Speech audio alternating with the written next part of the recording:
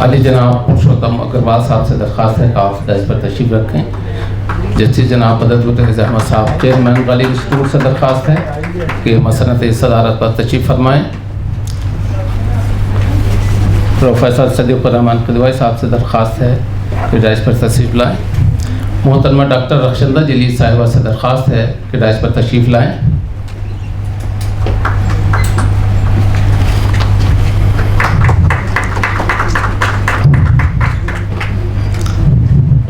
आदाब। बेगम Abida Ahmed Memorial Lecture 2025। Ghalib Institute की रिवायत रही है कि वो अपने मेहमानों के इस्तकबाल फूलों और किताबों से करता है। मेरी जनाब अब्दुल तौफीक साहब से दरख्वास्त है कि मोहतरमा डॉक्टर रखशंदा जी साहब की खिदमत में फूल पेश करें।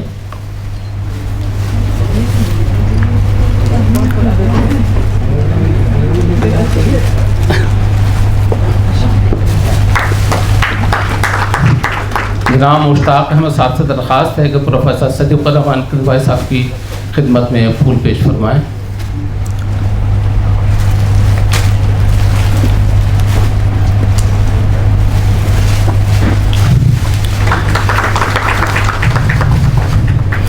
जनाब डॉक्टर महज़र रज़ा साहब से दरख्वास्त है कि आप मोहतरमा सुमन केसरी साहिबा की खिदमत में किताबों का तोहफ़ा पेश फरमाएँ।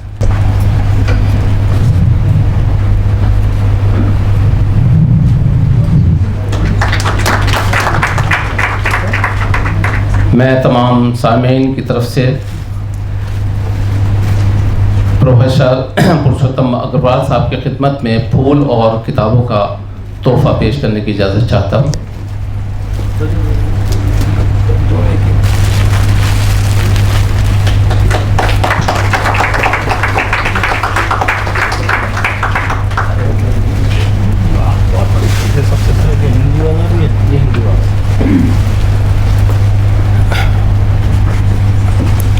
एक मरतबा फिर मैं गालिब इंस्टीट्यूट के चेयरमैन जस्टिस जनाब बदरुद्दीन अहमद साहब की खिदमत में फूलों का गुलदस्ता पेश करने की इजाज़त चाहता हूँ।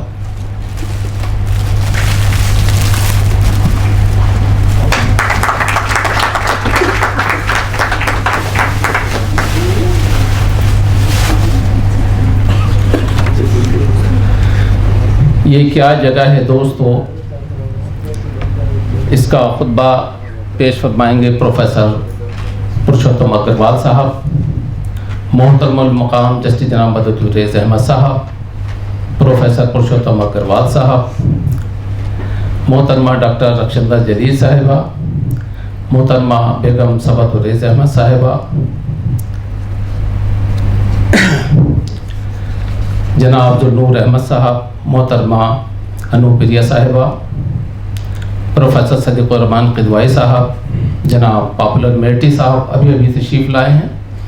मैं उनका भी इस्तकबाल करता हूँ, खैर मक़दम करता हूँ। जनाब सुलेमान साहब, सलीम किदवाई साहब और मुअज़्ज़ज़ हाज़रीन, जैसे कि आप जानते हैं कि गालिब इंस्टीट्यूट साल में 2 यादगारी खुतबात का इनेकाद करता है। एक फ़खरुद्दीन अली अहमद यादगारी खुतबा और दूसरा बेगम आबिदा अहमद यादगारी खुतबा। इन दोनों लेक्चर्स में हमारी कोशिश रहती है कि खालिस अदब के बजाय अपने इर्द गिर्द के मसाइल पर भी गुफ्तगू हो सके। इसी वजह से हमने पुरुषोत्तम अग्रवाल साहब से गुजारिश की है कि जिनकी नज़र अदब, सकाफ़त, सियासत और हमारे माशरती मसाइल पर बहुत गहरी है, हमारी खुशकिस्मती है कि उन्होंने इस दरख्वास्त को कबूल किया और यहाँ बतौर मेहमान मुक़र्रर तशरीफ़ लाए। आज इस बावक़ार महफ़िल में आपकी शिरकत, आपकी शरीक हयात मोहतरमा सुमन केसरी साहब भी मौजूद हैं। आपने जवाहरलाल नेहरू यूनिवर्सिटी से सूरदास के भरमर गीत पर तहक़ीक़ी काम किया है। इसके अलावा 2001 में university of western Australia Perth से MBA भी किया है। 2013 में हुकूमत हिंद ने डायरेक्टर के ओहदे से वीआरएस लेने के बाद आपने महात्मा गांधी काशी विद्यापीठ से मीराबाई की अवामी महफूज यादों पर डिलिट में दाखिला लिया। मुख्तसर ये है कि अदबी और समाजी सतह पर निहायत फाल ज़िंदगी गुजारने वाली डॉक्टर सुमन केसरी की आमद से इस इजलास के वक़ार में मज़ीद इजाफ़ा हुआ है।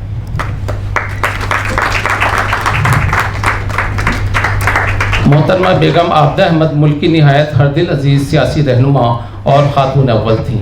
आपकी विलादत 17 जुलाई 1923 को ज़िला शेखुपुर ज़िला बदायूं में हुई। आपका ताल्लुक़ मारूफ फिक्शन निगार सुल्तान हैदर जोश के खानवादे से था। अलीगढ़ मुस्लिम यूनिवर्सिटी से आपने तालीम हासिल की। आप मुसलसल 2 मरतबा बरेली लोकसभा सीट से मेंबर ऑफ पार्लियामेंट मुंतखब हुई। आप 1982 से 2003 तक गालिब इंस्टीट्यूट के चेयरपर्सन रहीं। आपने ही इस इदारे में गालिब म्यूज़ियम और हमसब ड्रामा ग्रुप की बुनियाद रखी। माली मुश्किलात को दूर करने के लिए आपने इस इदारे के लिए चंदा भी इकट्ठा किया और रकम की फराहमी के लिए मुख्तलिफ़ खेलों के टूर्नामेंट का भी इनेकाद किया। इन टूर्नामेंटों ने जहां माली तंगी का इलाज किया, वहीं अदब और ज़िंदगी के रिश्ते को भी वाज़ेह किया। उन्होंने इस इदारे के लिए जो इक़दाम किए वो निहायत बुनियादी नौइयत के थे। उन्होंने महसूस किया कि उर्दू में सिन्फ़ ड्रामा की रिवाज ज़्यादा मुस्तहकम नहीं है और उसके फ़रोग़ के लिए ऐसे मुस्तकिल इदारे की ज़रूरत है जो फ़नकारों को स्टेज फराहम कर सके। हम सब ड्रामा ग्रुप की बुनियाद इसी मकसद के लिए रखी गई थी कि इस ग्रुप ने न सिर्फ अपने मकसद को हासिल किया बल्कि अपनी एक मिसाल भी कायम की। यहाँ का म्यूज़ियम जो उनके इंतकाल के बाद उनके नाम से मंसूब हुआ, अहद गालिब की नादिर अशिया को सजोए हुए है और अहद गालिब की मुरक्का कशी कर रहा है। इस म्यूज़ियम के लिए भी उन्होंने कहाँ कहाँ से नवादिरात जमा किए और किन वसाइल का सामना किया, इसका अंदाज़ा म्यूज़ियम को देखने वाला ख़ुद कर सकता है। इस लेक्चर का इनेकाद उनके ज़रिए किए गए अहद की तजदीद भी है। मोहतरमा डॉक्टर रखशंदा जलील साहिबा उर्दू अंग्रेज़ी अदब की एक मोहतबर और नुमाया अदीबा हैं। आप डॉक्टर साहिबा न सिर्फ़ एक मारूफ अदीब, नक़ाद और मुतरजुमा हैं बल्कि उर्दू ज़ुबान और अदब के फ़रोग़ के लिए आपकी इल्मी और तहक़ीक़ी खिदमात काबिल शताइस हैं। आप उर्दू ज़ुबान के क्लासिकी सरमाया को नई नस्ल से मुतारिफ़ कराने में अहम किरदार अदा किया है और मुख्तलिफ़ ज़बानों से उर्दू में तराजीम के ज़रिए आलमी अदब को हमारे क़ारीन तक पहुँचाया है और इसी तरह उर्दू की अदबी सरमाया को तर्जुमे के ज़रिए अंग्रेज़ी दान तबके तक पहुँचाने में नुमाया किरदार अदा किया है। आपका तर्ज़ तहरीर नहायत शुस्ता, बामानी और फ़िक्री गहराई लिए होता है। आपने अपने गहरे मुताले, मुशाहिदे और इल्मी बसीरत के ज़रिए उर्दू और अंग्रेज़ी अदब में एक मुनफरिद मकाम कायम किया है। आपकी तख्लीक़ी व तनक़ीदी तहरीरें मुल्क व बैरून मुल्क की इल्मी हल्क़ों में क़दर की निगाह से देखी जाती हैं। आपसे गुजारिश है कि आप हाज़रीन का बाकायदा इस्तक़बाल फरमाएँ। मोहतरमा डॉक्टर रखशंदा जलील साहब।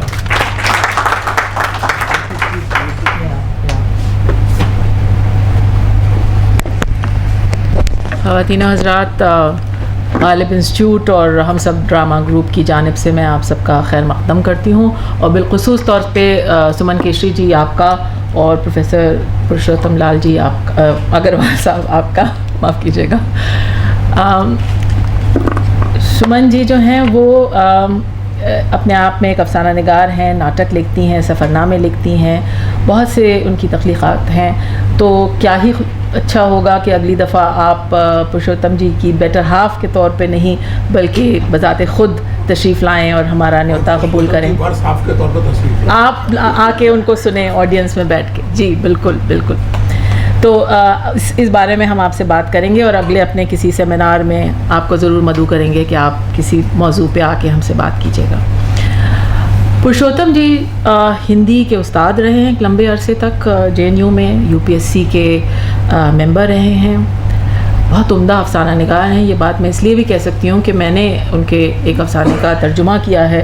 बहुत दिलचस्प, एक बड़ा विम्सिकल, एक बड़ा इनका दुनिया को देखने का अनोखा अंदाज़ है।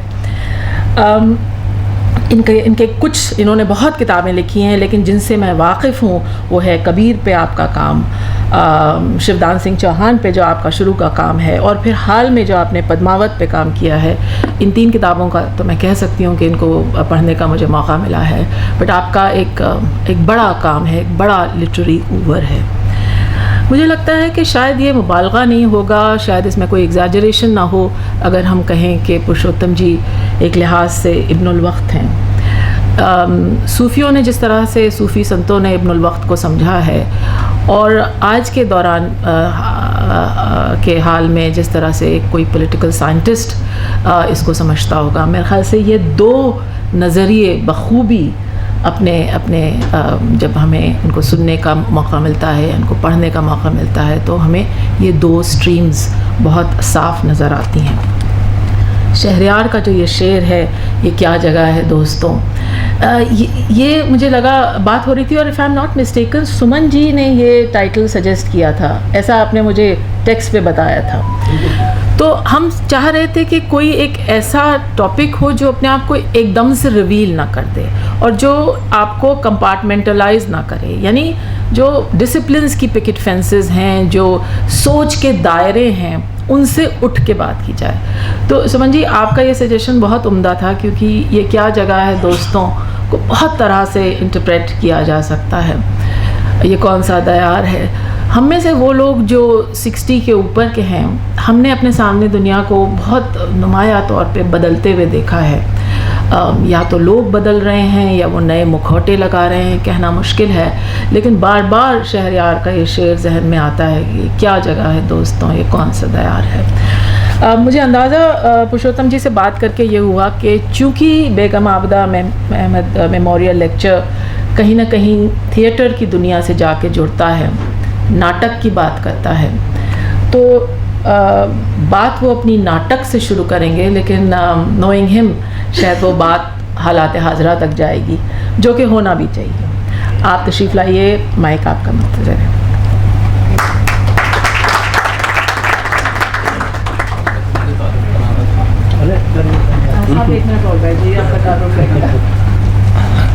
तारुफ जो है स्पीच में हो जाएगा। हज़रात, मुझे इस बात पर नहायत फ़ख्र और मसरत है कि आज की इस बावकार इल्मी नशिस्त में प्रोफेसर पुरुषोत्तम अग्रवाल जैसी शख्सियत मौजूद है जिनके ख़यालात से हम इस्तिफ़ादा करेंगे। प्रोफेसर पुरुषोत्तम अग्रवाल हिंदी और अंग्रेज़ी दोनों ज़बानों पर अबूर रखते हैं और आपकी तख्लीक़ात दोनों ज़बानों में यकसा मकबूलियत रखती है। आपकी तसनीफ़ the Kabir life and works of the early modern poet philosopher और अथक कहानी प्रेम की न सिर्फ कबीर शनासी का एक मुसनद माक़िद समझी जाती है, बल्कि ये किताब असर हाजिर के समाजी, मजहबी और फ़िक्री मुबाहिस में भी गरा कदर इजाफ़ा है। साबिक़ वज़ीर आज़म पंडित जवाहरलाल नेहरू की तहरीरों और तकरीरों का मजमुआ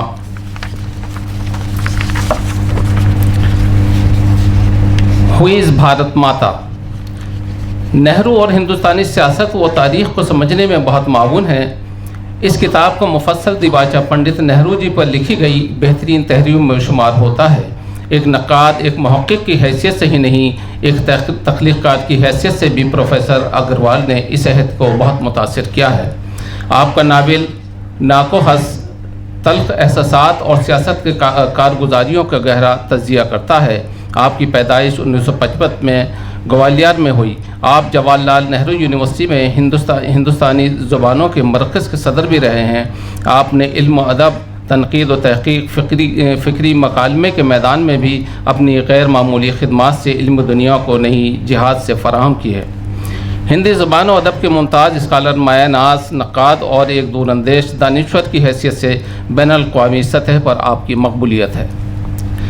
प्रोफेसर अग्रवाल सिर्फ़ एक मुहक़्क़िक़ और मुअल्लिम हैं, बल्कि वो एक मुअस्सिर समाजी नाक़िद भी हैं। उन्होंने अपने खुतबात, मक़ालात और तहरीरों के ज़रिए भारत के सेकुलर फ़िक्री मिजाज, तनक़ीदी रिवायत और तहज़ीबी हम आहंगी को तक़वियत बख्शी है। आप यूनिवर्सिटी ग्रांट्स कमीशन UGC के रुकन भी रह चुके हैं।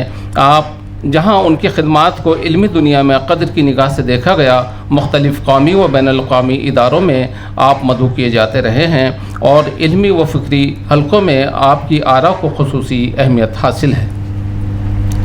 हम आपकी तशरीफ़ आवरी को अपने लिए एज़ाज़ तस्वुर करते हैं। मैं आपसे दरख्वास्त करता हूँ कि क्या जगह है दोस्तों के मौजू पर आज का यादगारी खुतबा पेश फरमाएँ। प्रोफेसर पुरुषोत्तम अग्रवाल साहब।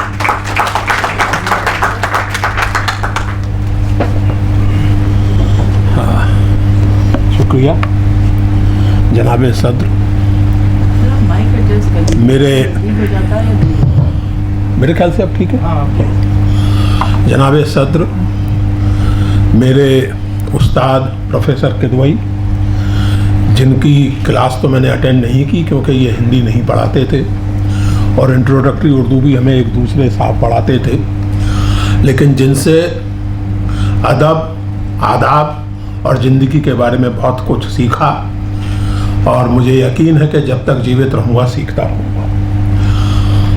रक्षंदा साहिबा, इदरीस साहब, दोस्तों, ये बहुत दिलचस्प है कि बेगम साहिबा ने, बेगम आबिदा अहमद ने एक ड्रामा ग्रुप बनाया और जाहिर है कि ड्रामा एक ऐसी विधा है, एक ऐसा तरीका है और इसलिए बहुत सारे लोग इसमें दिलचस्पी लेते हैं कि इसके ज़रिए अपनी बात लोगों तक जल्दी और डायरेक्ट रूप से पहुंचाई जा सकती है। लेकिन केवल इतनी बात नहीं है। आप देखें, किसी भी प्ले का कोई भी परफॉर्मेंस पहला और आखिरी होता है। No performance can be repeated as it was. आप उसको फिल्म कर लें तो अलग बात है, वरना एक ही नाटक आपने 3 बजे के शो में और वही नाटक आप 6 बजे के शो में देखें तो फर्क होगा। और इस लिहाज से कभी कभी मुझे लगता है कि ड्रामा, मुझे नहीं मालूम कि उसको उर्दू में क्या कहेंगे, लेकिन हिंदी में जैसे क्षण भंगुर कहते हैं, एफिमरल। तो जैसे जिंदगी का एग्जिस्टेंस एफिमरल है, वो ड्रामा हमें लगातार याद दिलाता है कि जिंदगी भी इसी तरह की है कि एक ही बार होती है, दोबारा जस की तस नहीं दोहराई जा सकती। और इस लिहाज से मुझे लगता है कि ड्रामा, नाटक जीवन का एक बहुत मानीखेज रूपक है। बोलचाल में हम कहते ही हैं कि जिंदगी एक नाटक है। लेकिन केवल इतनी बात नहीं है। हिंदुस्तान के बहुत मौलिक विचारकों में से एक अभिनव गुप्त ने कहा, अभिनव गुप्त ने नाट्य शास्त्र की, भरत मुनि के नाट्य शास्त्र की टीका की थी 10वीं 11वीं सदी में। वो बहुत मशहूर किताब है अभिनव भारती। अभिनव गुप्त फिलोसोफर भी थे, काव्य शास्त्री भी थे और खुद पोएट भी थे। तो अभिनव गुप्त ने नाटक पर विचार करते हुए, अभिनय पर विचार करते हुए कहा कि अभिनय अनुकृति है, माइमेसिस है, जीवन का एक तरह से रिप्रेजेंटेशन है, लेकिन अंतर के साथ, व्यतिरेक के साथ। ये केवल माइमेसिस नहीं है। हर एक्टर अपने ढंग से जीवन को इंटरप्रेट करता है। और हम लोग जानते हैं कि हम लोग बात करते हैं कि साहब हैमलेट का फलाने एक्टर का इंटरप्रिटेशन लाजवाब था, आधे अधूरे के उस आदमी का, ओम शिवपुरी का अपना एक इंटरप्रिटेशन है, किसी और एक्टर का कोई और इंटरप्रिटेशन हो सकता है। तो अभिनय अनुकृति है जीवन की, लेकिन व्यतिरेक के साथ। जिसका मतलब यह हुआ कि अभिनय और नाटक हमें अवसर देता है, एक्टर को खास करके, अनेक जीवन जीने का। मैं अगर एक एक्टर हूं तो किसी नाटक में एक बहुत अच्छा कैरेक्टर भी मैं प्ले कर सकता हूं, किसी नाटक में बहुत विलेनिक कैरेक्टर भी प्ले कर सकता हूं, किसी नाटक में किसी तरह का कैरेक्टर प्ले कर सकता हूं। तो एक एक्टर अपने आर्ट के जरिए कई सारी जिंदगियां जीता है। इसको हम यूं भी कह सकते हैं कि ये इंटरप्रिटेशन हमें एक ऑब्जेक्टिव रियलिटी के कई पहलुओं से वाबस्ता कराता है, कई पहलुओं से वाकिफ कराता है। इंसाइट और इमेजिनेशन के विस्तार के साथ, कल्पना के बिना, कल्पना के विस्तार के बिना आप कोई आर्ट एप्रिशिएट कर ही नहीं सकते। और खास करके अभिनय, नाटक हमें इंसाइट देता है, हमारी कल्पना का विस्तार करता है। और जैसा कि मैंने कहा कि असल में देखा जाए तो सारे क्रिएटिव एंडेवर यही करने की कोशिश करती है, ऑब्जेक्टिव रियलिटी के किसी ना किसी पहलू को या एक से ज़्यादा पहलुओं को समझने की कोशिश, उस समझ को अपने ऑडियंस तक पहुंचाने की कोशिश। और जैसा कि मार्शल प्रूस्ट ने एक बार कहा था कि राइटर का काम जहाँ खत्म होता है, जो राइटर के लिए कंक्लूजन है, वो ऑडियंस के लिए इंसाइटमेंट है, ऑडियंस के लिए वहाँ से शुरू होता है। हर रचनाकार ऑब्जेक्टिव रियलिटी के सामने हमें रखता है, उसके कुछ पहलुओं के सामने हमें रखता है। आज के इस व्याख्यान में मैं भी इसी तरह की कोशिश करने जा रहा हूँ और मैं सचमुच बहुत आभारी हूँ गालिब इंस्टीट्यूट का, रक्षंदा जी का, इदरीस साहब का, अन्य लोगों का कि ये महत्वपूर्ण और सम्मानित व्याख्यान देने का मुझे अवसर मिला। बाय द वे, मेरी कोशिश थी कि थोड़ी उर्दू बोलूं, लेकिन मुझे लगा कि अगर वैसी उर्दू बोलने की कोशिश करूंगा जैसी बोली जा रही थी तो ना उर्दू बोल पाऊंगा ना हिंदी बोल पाऊंगा और कुल मिलाकर के आपको हंसने का मसाला जरूर दे दूंगा। तो मैं जितनी बोल सकता हूँ, जैसी बोलने की ट्रेनिंग है वैसे ही बोलूँगा। रक्षंदा साहिबा ने सुबह फ़ोन पर बात हो रही थी तो कुछ इस तरह का हिंट किया कि अंग्रेजी में नहीं, हिंदुस्तानी में बोलना है।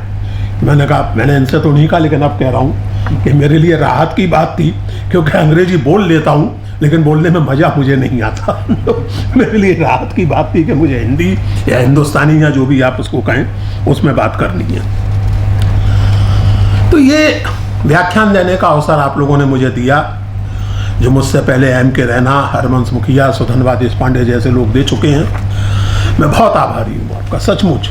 और ये केवल औपचारिकता में नहीं कह रहा हूँ, सचमुच आभारी हूँ। शहरयार साहब के जिस शेर के मिसरे को मैंने इस व्याख्यान का उन्वान बनाया है, उसे हम जरा पूरा याद करें। ये क्या जगह है दोस्तों, ये कौन सा दयार है, हदे निगाह तलक जहां गुबार ही गुबार है।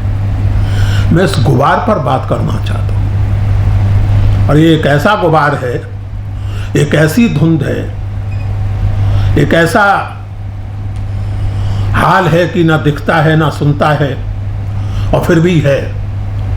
हमें लगता है कि कुछ कुछ देख पा रहे हैं, कुछ लगता है कि नहीं देख पा रहे हैं। ये जो गुबार है, इसकी शक्लें हमें सारी दुनिया में दिन रात दिखाई देती हैं। अपनी आसपास की जिंदगी में, पॉलिटिक्स में, इकोनॉमिक्स में, हर जगह अगर आप देखें, अगर इस समय कोई कहे कि 21वीं सदी, एरिक हॉब्सबॉम की मशहूर किताब है 20वीं सदी का इतिहास, उन्होंने लिखा है और उसको टाइटल दिया है द सेंचुरी ऑफ एक्सट्रीम्स।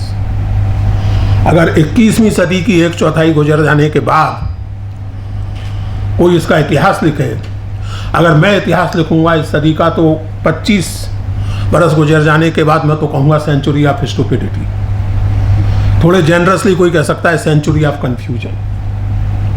एक अजीब तरह का कन्फ्यूजन। रक्षंदा जी ने अभी कहा कि जो 60 से ऊपर के हम लोग हैं, हमने इस दुनिया को इतनी तेजी से बदलते देखा है, केवल तेजी से नहीं बदलते देखा है।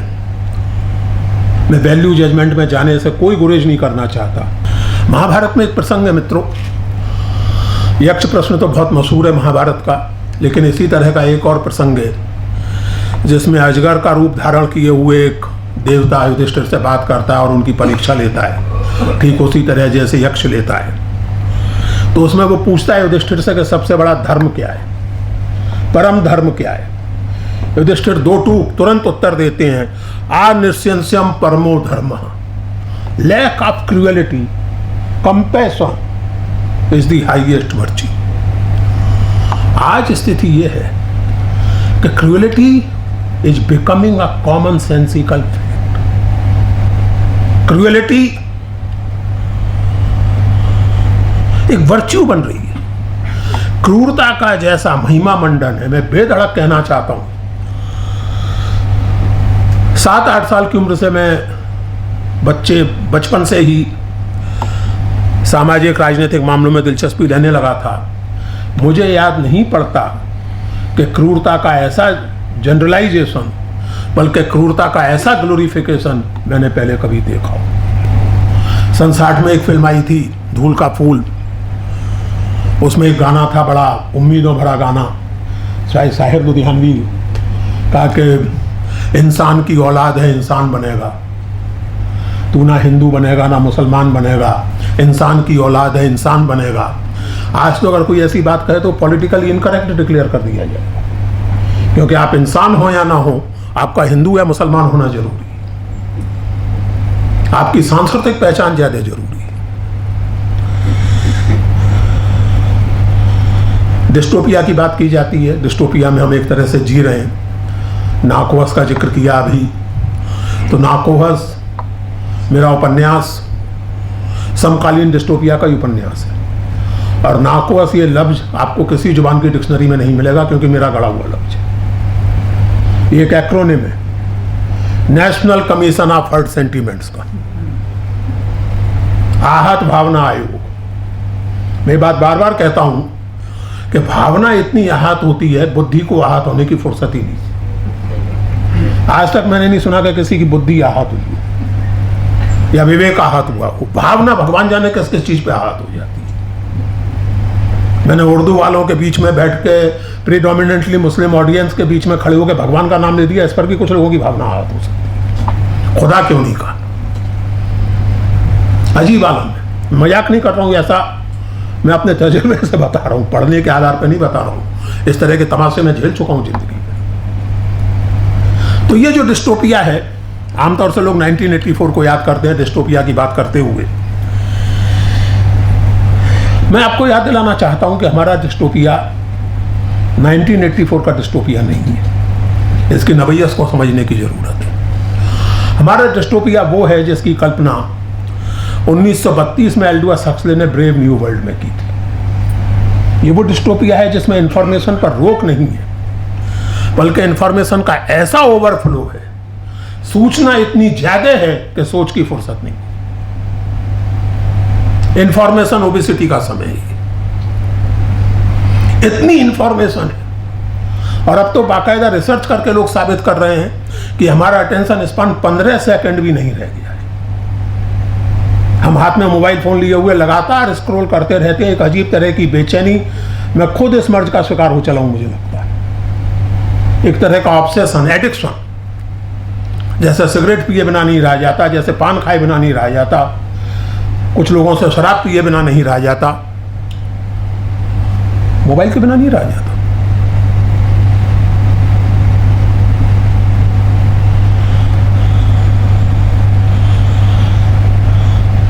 इसी के साथ इस डिस्टोपिया के कई लक्षण हो सकते हैं, मैं उनमें विस्तार में नहीं जाना चाहता। लेकिन एक दूसरा बहुत मजेदार वो है, अम्बर्टो इको, मशहूर Italian writer and philosopher, historian, उन्होंने एक बहुत मजेदार बात अपने एक लेख में लिखी थी कि सोशल मीडिया ने और कुछ किया हो या ना किया हो, एक काम कमाल का किया है। और वो कमाल का काम ये है, अम्बर्टो इको के अपने शब्दों में, स्ट्रेंज इक्वलाइजेशन ऑफ कॉम्पिटेंस। अगर आप सोशल मीडिया पर हैं तो इकोनॉमिक्स पर बोलने के लिए आप अपने आप को उतना ही अधिकारी समझते हैं जितने की अमर्त्य सेन है। अगर आप सोशल मीडिया पर हैं तो 19वीं सदी के उर्दू लिटरेचर पर प्रोफेसर किदवई से बेधड़क बहस कर सकते हैं, ये कहते हुए कि आपको कुछ नहीं मालूम। जस्टिस साहब से बेधड़क बहस कर सकते हैं, ये कहते हुए कि आप कानून वानून नहीं जानते। मैं मजाक नहीं कर रहा हूं। फिर से नोटबंदी याद कीजिए। नोटबंदी में अमर्त्य सेन और दीगर जो इकोनॉमिक्स के माहिरान थे, उनके जवाबों के लिए दो नाम तो मुझे आज तक याद हैं। एक तो वो 7 फुट के पहलवान खली और एक आदरणीय अक्षय कुमार। इन दो लोगों ने आकर के टेलीविजन पर हमें बताया था कि नोटबंदी कितना वाजिब और फायदेमंद फैसला है, और अमर्त्य सेन जो हार्वर्ड में प्रोफेसर है, वो हार्ड वर्क की महिमा नहीं जानते। Umberto Eco could foresee it, strange equalisation of competence. वो तुलसीदास जी की एक पंक्ति एक अन्य प्रसंग में, लेकिन यहां पूरी तरह लागू होती है, परम स्वतंत्र ना सिर पर कोई डिसिप्लिन नहीं है, कोई रोक नहीं है। इसका मतलब क्या हुआ? मूर्खता और अज्ञान ये आज के जमाने में झेपने की वस्तु नहीं है, आज ये गर्व की वस्तु है। जो the point I am trying to make is this, very simple, कि अभी 15-20 बरस पहले तक आप में से कोई अगर उठ के कह दे कि साहब ये बात आपने गलत कही है, तो बोलने वाले का चेहरा शर्म के मारे लाल हो जाएगा। अगर वो जानता है कि आप सही कह रहे हैं। आज हालत यह है कि वो कहेगा कि तो you have your facts, I have my facts. This is the era of post truth, this is the era of alternative facts. पहले कहा जाता था कि you can have your opinion but not your facts. अब ये कि yes I can damn well have my facts as well. आप कहते रहिए कि गालिब 19वीं सदी में हुए थे, मेरे मुंह से निकल गया कि 18वीं सदी में हुए, तो मैं तो शर्मा के नहीं दूंगा, मैं तो अड़ जाऊंगा कि मैं सही कह रहा हूं, आपकी रिसर्च गलत है। मूर्खता लजाने की बजाय गर्व करने की वस्तु बन गई है, और यह कोई एक्सीडेंट नहीं है। मैं ये दृढ़ता पूर्वक मानता हूं कि इक्का दुक्का अलग बात है, लेकिन मास स्टुपिडिटी, मैंने 2 साल पहले 3 साल पहले एक ट्वीट किया था, मैं उसे शब्द से यहां दोहराना चाहता हूं। Mass stupidity is never a natural disaster, it's part of a deliberate political project in any society. आप में से कुछ लोगों ने देखी होगी और ना देखी हो तो तुरंत देखिए। एलन मैके की एक फिल्म है डोंट लुक अप। उस फिल्म में होता ही है कि एक यूनिवर्सिटी के जो एस्ट्रोफिजिक्स और एस्ट्रोनॉमी के साइंटिस्ट हैं, वो देखते हैं कि साहब एक मेटेओर बड़ी तेजी से धरती की तरफ चला आ रहा है और वो कुछ ही हफ्तों में पहुंच जाएगा, और अगर वो धरती से टकरा गया तो जाहिर है कि कयामत का नज़ारा पैदा हो जाएगा। तो चूंकि वो आईवी लीग यूनिवर्सिटी के नहीं है, तो पहले तो उन्हें प्रेसिडेंट से अपॉइंटमेंट मिलने में बहुत देर लगती है। खुदा ना खास्ता प्रेसिडेंट से अपॉइंटमेंट मिल जाता है, और उस फिल्म में रक्षांदाजी एक कमाल की छूट उन्होंने ली थी क्रिएटिव इमेजिनेशन की।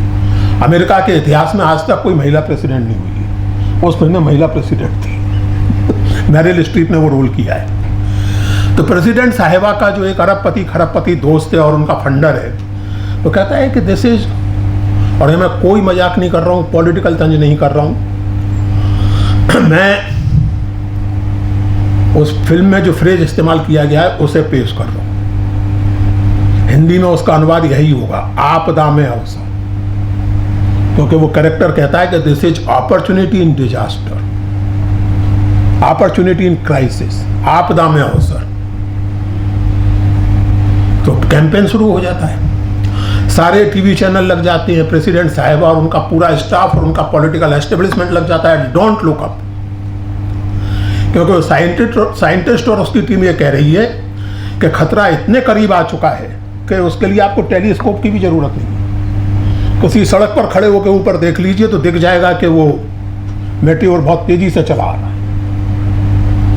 तो वो कैंपेन चलने लगता है, और कैंपेन कामयाब होता है, कोई ऊपर नहीं देखता। उसके बाद जो होना है वो आप कल्पना कर सकते हैं कि क्या होना है। सो डिजास्टर इज देयर, क्योंकि आप डोंट लुक अप को पालन करते जा रहे हैं उसका।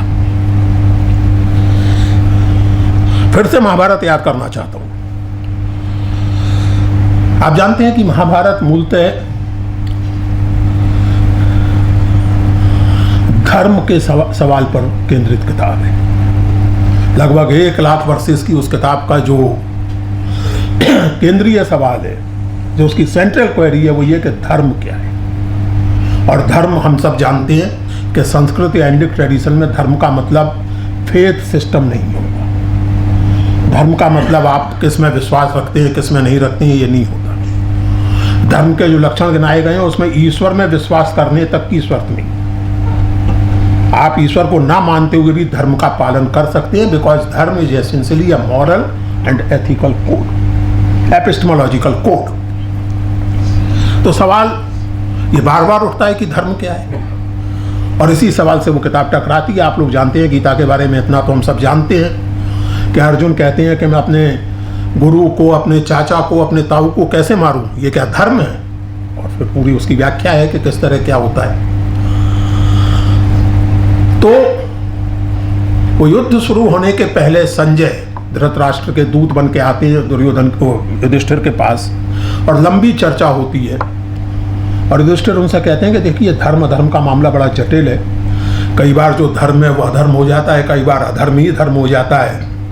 तो इसका फैसला वक्त आने पर समझदार लोग बुद्धि से करते हैं। बुद्धि से निर्णित होता है कि धर्म क्या है, अधर्म क्या है। आज हालत यह है कि बुद्धि अपने आप में एक तरह का अधर्म मान लिया गया है। आप, और ये केवल अमेरिका की बात नहीं, हमारे यहां भी कुछ वर्ष पहले आपको याद होगा एक बहुत ऊंची हस्ती ने फरमाया था कि जब बादल घिरे हों तो राडार हवाई जहाजों को नहीं देख पाता है। और हमने माना था क्योंकि टेलीविजन कह रहा था लगभग उसी तरह के, डोंट लुक अप।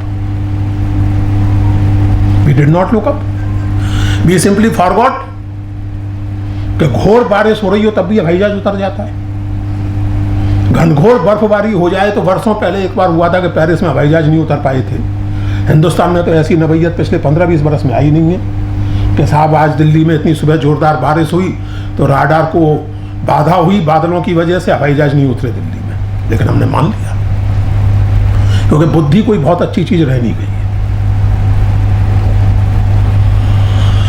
1937 में ऑस्ट्रिया के एक राइटर थे रॉबर्ट मुसी, उन्होंने एक कमाल का लेक्चर दिया था, खास करके नौजवानों से, बल्कि अपनी उम्र के लोगों से भी मैं इल्तिजा करूंगा। ऑनलाइन आसानी से उपलब्ध है, वो लेक्चर पढ़ना चाहिए, ऑन स्टुपिडिटी। क्योंकि सन 37 में भी ऐसे चमत्कार यूरोप में हो रहे थे, future is bright, leader is right, तो इस तरह की चीजें तब भी हो रही थी। तो उन्होंने लिखा ऑन स्टुपिडिटी, और उसमें उन्होंने स्टुपिडिटी और स्टुपिडिटी में फर्क किया।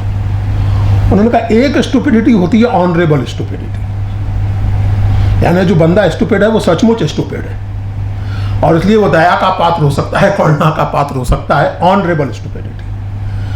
दूसरे उन्होंने कहा इंटेलिजेंट स्टुपिडिटी। जो इंटेलिजेंट स्टुपिड होता है वो ऑनरेबली स्टुपिड नहीं होता, और वो असल में स्टुपिड होता ही नहीं है। वो स्टुपिडिटी को एक वैल्यू के तौर पर समाज में स्थापित करता है ताकि एक खास तरह की सोच आप सबके दिमाग में जगह बना सके। यानी देखिए, कुछ लोग, यहूदियों की कितनी आबादी थी जर्मनी में, क्या हालत थी यहूदियों की। मुझे याद नहीं पड़ता कि जर्मन हिस्ट्री में या प्रशिया में, ऑस्ट्रिया में कभी कोई यहूदी राजा रहा हो, कभी यहूदी वहां सेंट्रली पॉलिटिकल पावर में रहे हो। लेकिन ये यकीन दिला दिया गया जर्मन्स को कि जर्मनी की सारी बुरी हालत की जिम्मेदार केवल एक शय है और वो है यहूदी। यकीन दिला दिया गया। This was a classic case of production and circulation of mass stupidity. जो मैंने आपसे कहा कि mass stupidity is never a natural disaster, it's always a political product. अब सवाल ये पैदा होता है, और आप देखिए, अगर हम अपने समाज की बात करें अब रॉबर्ट मुसिल के बाद, तो मेरी राजनीतिक लोगों से उतनी शिकायत नहीं है जितनी हमारे यहाँ के इलेक्ट्रॉनिक मीडिया से, जैसे कुछ लोग गोदी मीडिया भी कहते हैं। आप लोग कल्पना कीजिए, कल्पना क्या कीजिए, याद कीजिए अप्रैल, पहलगाम, भारत पाकिस्तान के बीच झड़प। आपको कुछ हेडलाइंस याद हैं? इस्लामाबाद में घुसी हिंदुस्तानी फौजें, कराची पोर्ट बर्बाद, लाहौर में लहराया तिरंगा। ये रेस्पॉन्सिबल नेशनल चैनल्स की हेडलाइंस। और मैंने एक वो देखा था, किसी पाकिस्तानी बंदे ने ट्विटर पर एक वीडियो लगा दिया था मजाक उड़ाते हुए हिंदुस्तानी चैनल्स का कि देखो लाहौर तबाह हो गया लेकिन हम तो नाच रहे हैं।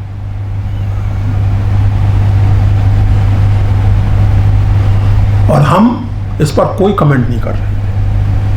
कमेंट करने वालों को यह बताया जा रहा था कि आप नेशनल प्राइड के आड़े आ रहे हैं, आप हिंदुस्तानी फौजों का मनोबल गिरा रहे हैं। ठीक उसी तरह की तर्कावली जैसी एक जमाने में वहां दी जा रही थी।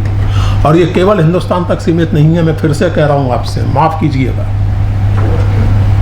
यूएस के प्रेसिडेंट साहब जैसी बातें करते हैं और जिस तरह के एक्ट करते हैं,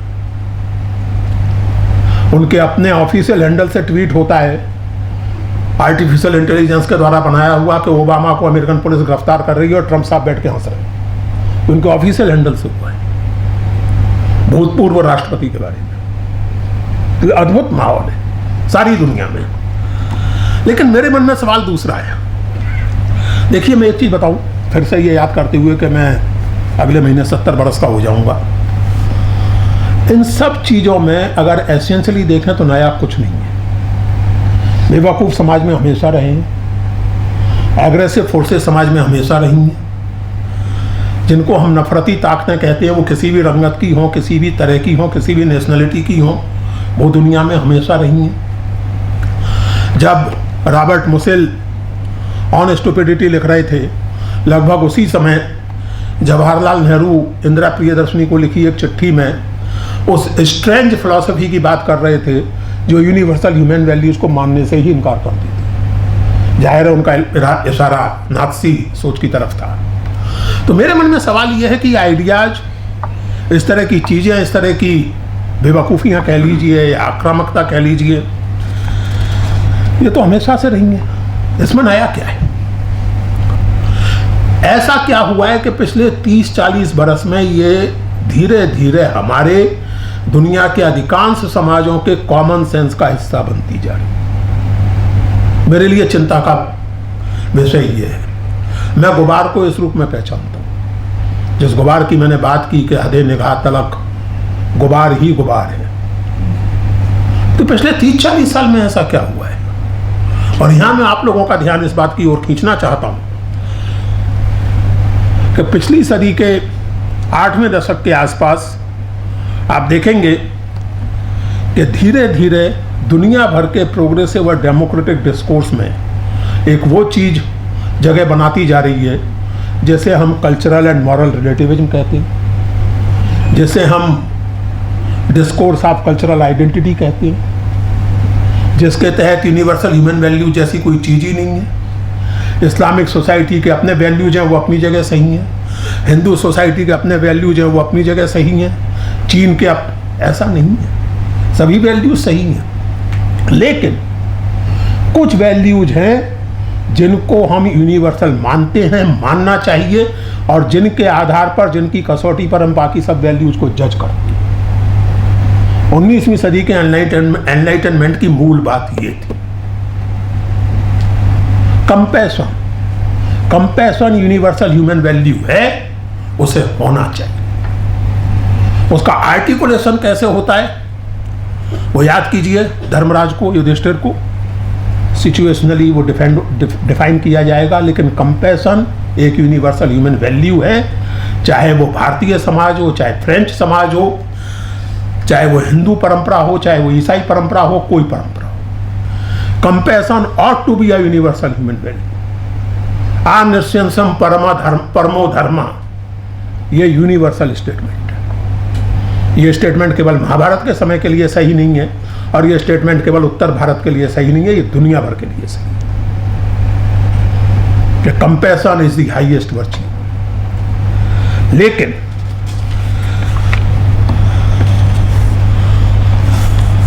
यूनिवर्सल से ऐसी चिड़ हुई है।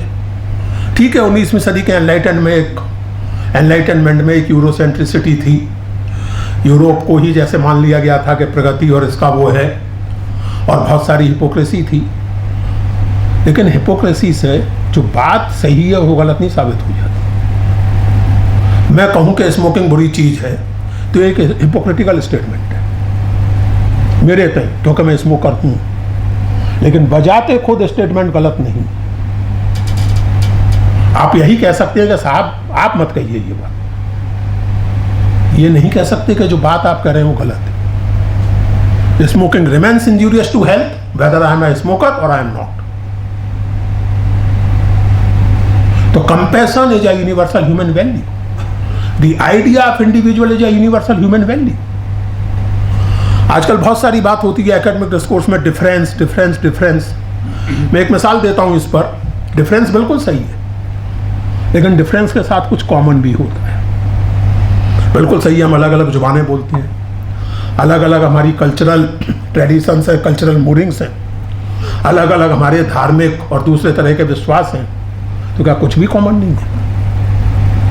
सब कुछ अलग ही अलग है। एक उदाहरण से मैं अपनी बात कहना चाहता हूं, और ये एक दो जगह पहले भी दे चुका हूं मैं उदाहरण। हम लोग आमतौर से हाथ से खाना खाते हैं, साउथ ईस्ट एशिया में लोग चॉपस्टिक से खाते हैं, यूरोप में छुरे कांटे से खाते हैं, लेकिन खाते सब मुंह के जरिए ही है। छुरे कांटे वाले कान में नहीं डालते खाना, और हम लोग नाक में नहीं घुसड़ते खाना, लुकमा सबका मुंह में ही जाता है। तो खाने का ढंग डिफरेंस है, खाते आप मुंह के ही जरिए है, universal. So this dialectics of difference and universal has to be appreciated. जो यूरोपियन एनलाइटनमेंट की समस्याएं हैं वो अपनी जगह है, और उन समस्याओं की पहचान सही है, वाजिब है, लेकिन उनकी आलोचना करते हुए 19वीं सदी के यूरोपियन एनलाइटनमेंट की आलोचना करते हुए हम वो सलूक ना करें जैसे अंग्रेजी मुहावरे में कहते हैं कि to throw the baby with hot water. हम द आइडिया ऑफ यूनिवर्सलिटी को नहीं थ्रो अवे कर सकते।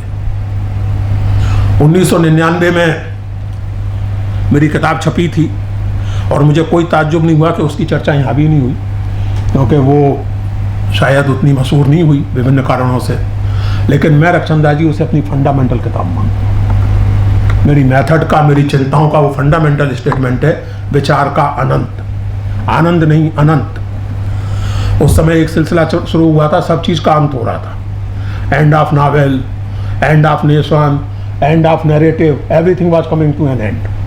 तो उसको हिंदी में अंत कहते हैं। तो उपन्यास का अंत, राष्ट्र का अंत, फलां का अंत, ढिकां का अंत। तो मैंने अपने निबंध का शीर्षक रखा विचार का अनंत, क्योंकि विचार का अंत नहीं हो सकता। जिस दिन विचार का अंत होगा उस दिन मनुष्य का अंत हो जाएगा। तो उस किताब में मैंने ये आर्ग्यू किया है कि 19वीं सदी के एनलाइटनमेंट की समस्याओं को दूर करने का तरीका ये है कि हम एक नए यूनिवर्सल की कल्पना करें, जिसके स्रोत, जिसके सोर्सेस केवल यूरोपियन या ग्रीको रोमन थिंकिंग में नहीं, बल्कि दुनिया की दूसरी थिंकिंग से में भी हों, उनके साथ भी वो डायलॉग करें। चाइनीज ट्रेडिशन के साथ, मिडिल ईस्ट की ट्रेडिशंस के साथ, लैटिन अमेरिका, भारत, दुनिया भर में उस तरह की बेचैनियाँ, उस तरह की खोजें रही हैं। एक बहुत महत्वपूर्ण किताब पिछले दिनों आई है,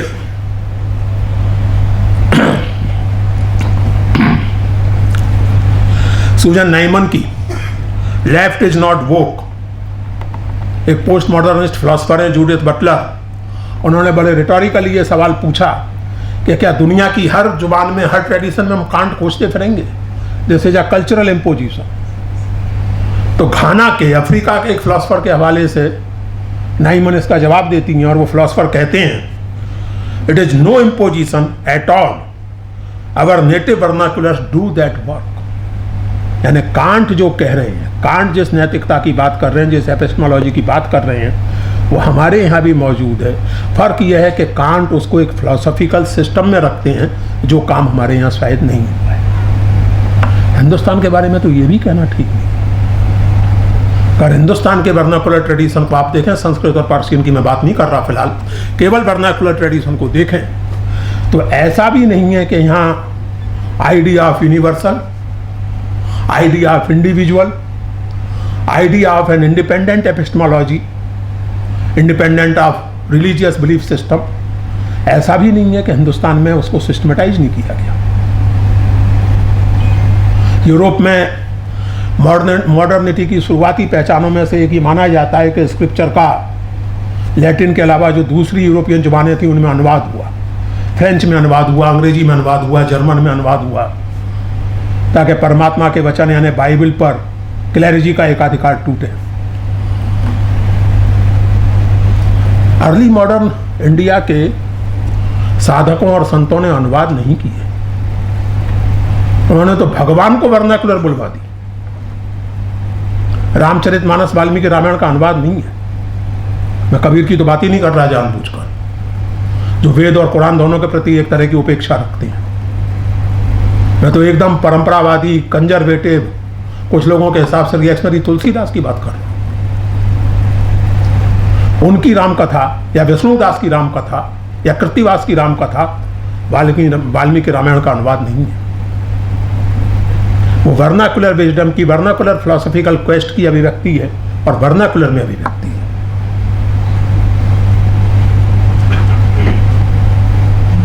वो देव भाषा बोलने के फिर में नहीं पड़ते, वो भगवान से देश भाषा बुलवा देते हैं, वर्नाकुलर बुलवा देते हैं। तो हमारे यहां तो स्थिति ये रही है। हम जब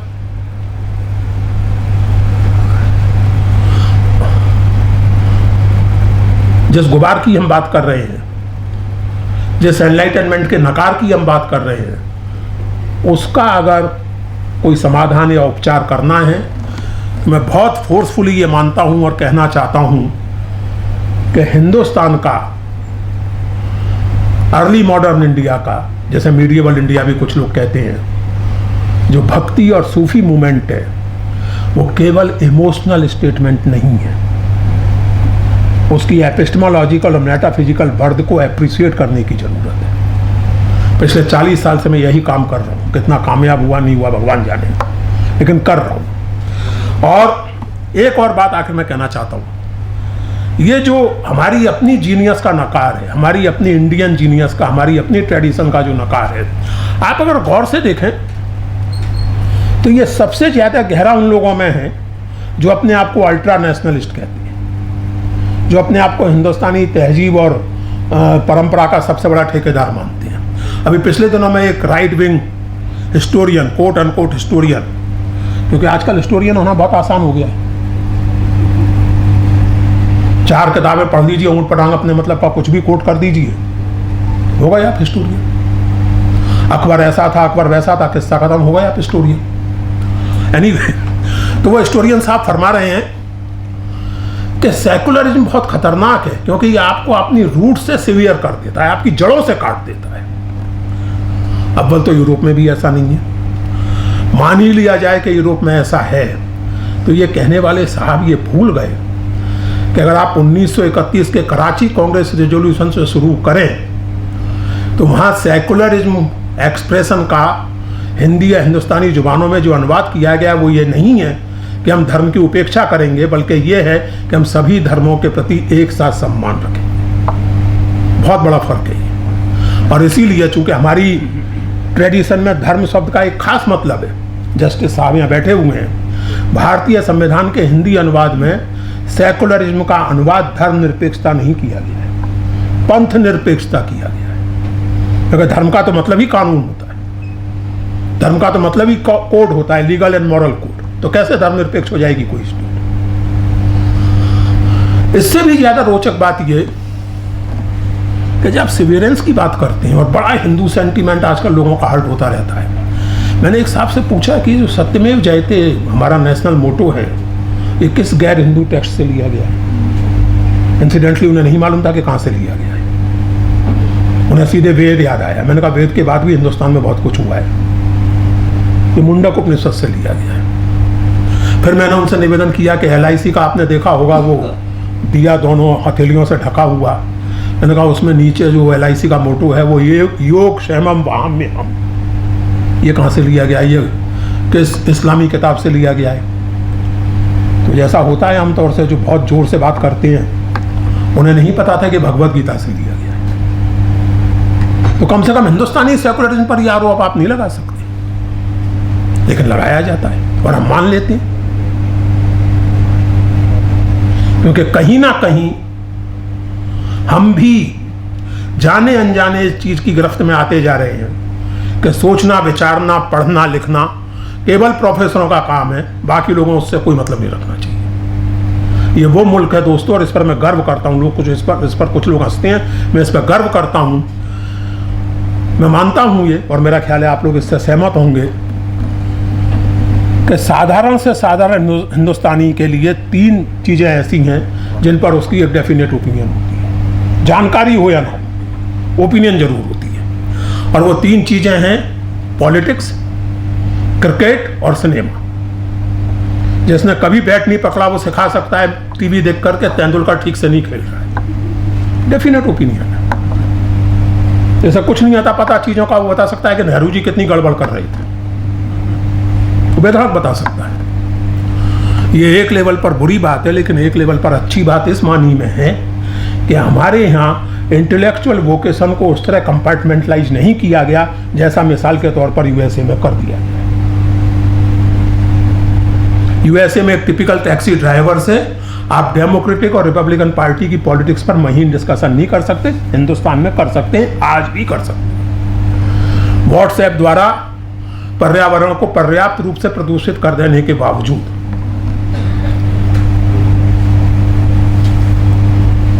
इस चीज को वापस पाने की जरूरत है। अंत में दोस्तों एक सवाल उठता है, और जो कुछ मेरे बारे में यहाँ कहा गया उसमें इस बात का जिक्र था कि मैं ये करता रहता हूँ, वो करता रहता हूँ। सही बात है, कुछ लोग चिंतित भी होते हैं, कुछ परेशान भी होते हैं।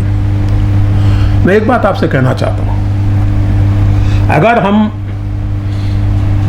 चाहे आप उसको स्टुपिडिटी कहिए, चाहे आप उसको एक erosion of sensitivity, human conscience कहिए, अगर आप उसको लेकर के परेशान हैं तो अपनी सीमाओं में, अपनी सामर्थ्य में, अपनी जगह पर you have to act now. Stanley Kramer की फिल्म आई थी 1961 में, कमाल की फिल्म है जजमेंट एट न्यूरमबर्ग। उसमें जो जजेस थे नाजी जर्मनी के, उन पर मुकदमे चलते हैं, और उनमें जो एक सबसे कदरन पढ़ा लिखा सेंसिटिव जज है, जज यानिंग, उसका और जो ट्राइब्यूनल का चेयरपर्सन है, उसके बीच में आखिर में एक संवाद है, और वही फिल्म खत्म होती है। और वो संवाद हमें बहुत कुछ सिखाता है। वो जज यानिंग कहते हैं कि हाँ, हम कुछ देख रहे थे, हमें कुछ कुछ अनुमान हो रहा था कि ऐसा होगा, but we never knew it would come to that. और इस पर जो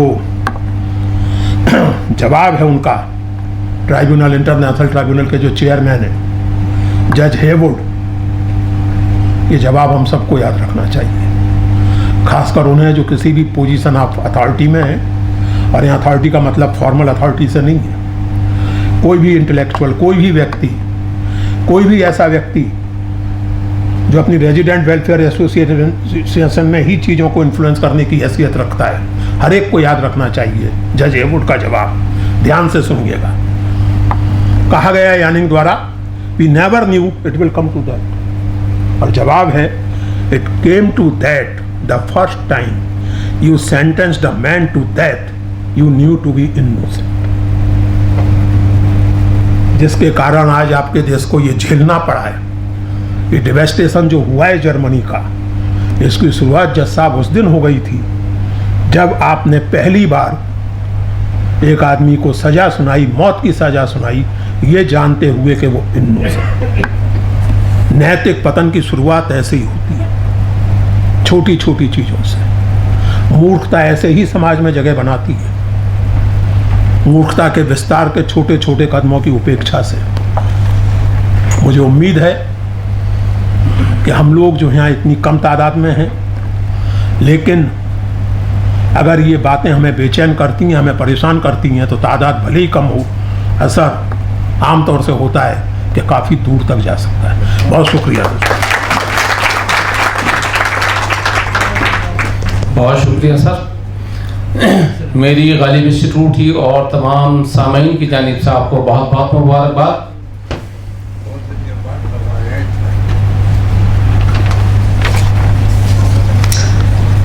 जस्टिस जनाब बदरुद्दीन अहमद साहब मारूफ कानूनदा और जम्मू कश्मीर हाई कोर्ट के चीफ जस्टिस रहे हैं और इस इदारे के चेयरमैन हैं। इंसानियत की आला अक़दार और इल्म अदब की तरक्की के लिए दर्दमंद दिल रखते हैं। आपकी रहबरी का ही नतीजा है कि ये इदारा हर किस्म की कंट्रोवर्सी से अब तक पाक है। आपकी सरपरस्ती में इस इदारे ने जो तरक्की की है उसकी गवाही हर साहिब इंसाफ देता है। आपकी मौजूदगी की वजह से हमेशा दिल को तक़वियत रहती है कि कोई भी गैर मुतवक्को हालात पैदा हुए तो आप जैसा साहिब बसीरत सरपरस्त मौजूद है। आपसे निहायत अदब एहतराम के साथ दरख्वास्त है कि सदारती कलिमात से नवाजें। जस्टिस जनाब बदरुद्दीन अहमद साहब।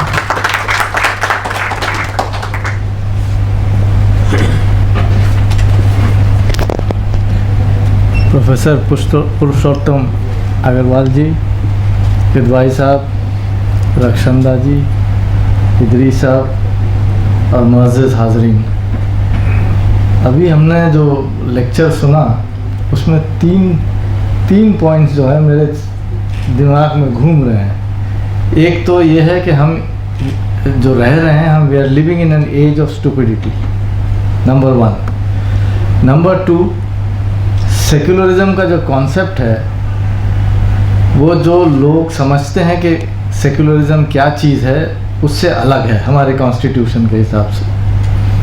और तीसरी बात जो मेरी लाइन ऑफ वोकेशन से ताल्लुक़ रखता है, वो है जजिंग। जो न्यूरमबर्ग जजमेंट और ट्रायल्स की बात कर रहे थे,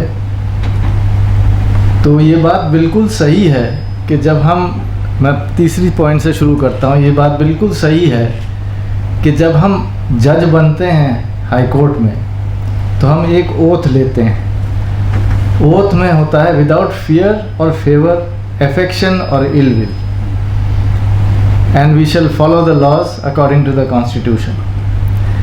तो लोग अमूमन जानते नहीं हैं कि जब एक इंसान जज की कुर्सी पे बैठता है, तो उसे हर अपनी जितनी भी बायसेस हैं, अपने जितनी भी प्रीडिलेक्शंस हैं, उनको सबको अलग करके जो सामने केस है उसको देखना पड़ता है, और जो एविडेंस है उसके बेसिस पे आपको फैसला करना पड़ता है। और उसमें ये 4 वर्ड्स जो हैं हमेशा याद रखने चाहिए: without fear, without favour, without affection and ill will.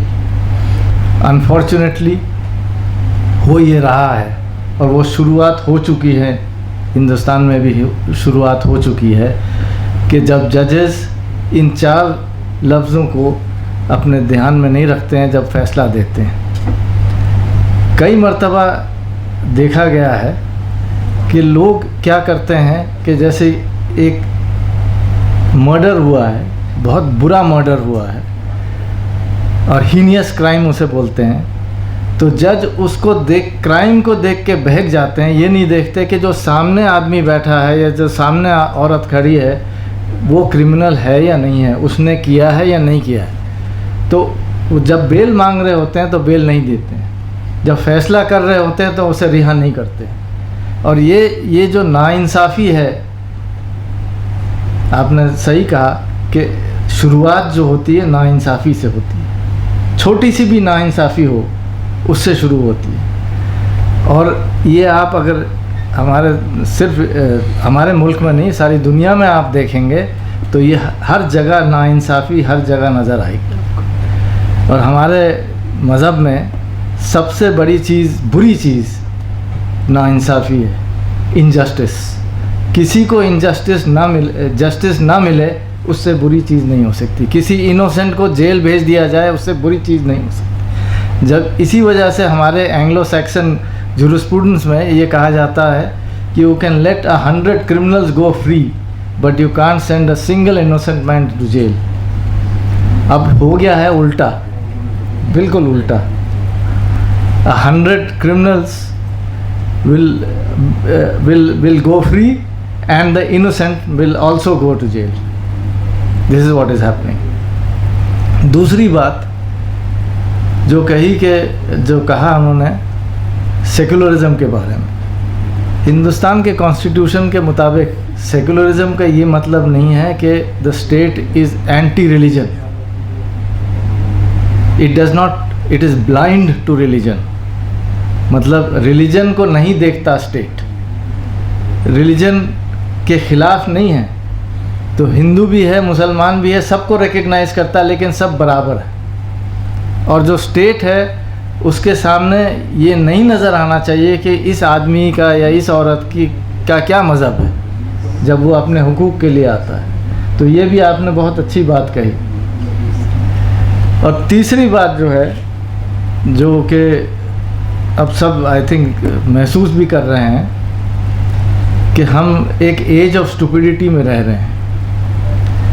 और सिर्फ एज ऑफ स्टुपिडिटी में नहीं रह रहे, बल्कि इसको और एग्रेवेट करता है ये बात कि जो स्टूपिड है वो समझते हैं कि जो प्रोफेसर हैं उनसे ज़्यादा जानते हैं उस सब्जेक्ट पे। तो आपने सही बात कहा कि कानून पे अगर बहस मुझसे करेंगे तो वो कहेंगे कि आपको कुछ नहीं आता, हमने यहाँ पढ़ा है, व्हाट्सएप पे पढ़ा है, या किसी टीवी चैनल पे देखा है, या किसी अखबार में कहीं किसी ने दिखाया है। और ये जो है इससे निकलना बड़ा मुश्किल है, बहुत मुश्किल है, क्योंकि ये एक वायरस की तरह फैल चुका है सारी दुनिया में।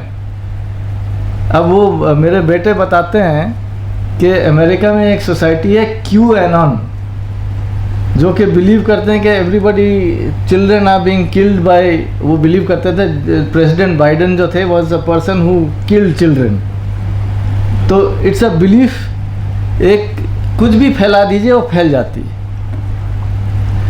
तो इस एज ऑफ स्टुपिडिटी में जिम्मेदारी, आपने बिल्कुल सही कहा कि जिसका भी जितने भी दायरे में इन्फ्लुएंस है उसमें उनको प्रोवोक करना चाहिए, लोगों को ये बताना चाहिए कि साहब आप ये गलत है, उनकी गलती को महसूस कराना चाहिए। अब इसके बावजूद भी ना हो then we are the end of the world. आप कह रहे हैं अनंत ना अंत ही होगा। Thank you very much. इस आलमाना गुफ्तगू के लिए बहुत बहुत शुक्रिया सर। मैं गालिब इंस्टीट्यूट की जानिब से जस्टिस जनाब बदरुद्दीन अहमद साहब, प्रोफेसर पुरुषोत्तम अग्रवाल साहब, प्रोफेसर सदीक रहमान किदवाई साहब, मोहतरमा डॉक्टर रक्षंदा जलील साहिबा, अजहर जई साहब, एजाज पॉपुलर मेटी साहब, ज़की तारिक साहब और हमारे प्रोफेसर साहब उधर तशरीफ़ फरमा हैं, और फ़हमी साहब यहाँ पर तशरीफ़ फरमा हैं, सलीम किदवाई साहब हैं, मोहतरमा सबा दुरेज़ अहमद साहिबा, मोहतरमा अनुप्रिया अहमद साहिबा, कर्नल जुलनूर अहमद साहब, हमारे उस्ताद इरशाद नियाज़ी साहब और इफ्ताखारुज़्ज़मा साहब, शाहनवाज साहब, और बीच में एक तशरीफ़ फरमा है, उनका भी बहुत ही मशकूर ममनून हूँ। मैं तमाम सामीन का जो यहाँ पर तशरीफ़ फरमा है, बारिश के मौसम में हमारे प्रोफेसर सरुल हुदा साहब यहाँ पर तशरीफ़ फरमा है, तो मैं तमाम सामीन का, अजीज़ कुरैशी साहब भी यहाँ पर तशरीफ़ फरमा है, उनका भी एक एक शख्स का, एक एक फ़र्द का शुक्रगुज़ार हूँ, बल्कि एहसानमंद हूँ कि ऐसे मौसम में, कि बारिश का मौसम है और आप यहाँ तशरीफ़ लाए। बहुत बहुत शुक्रिया सर।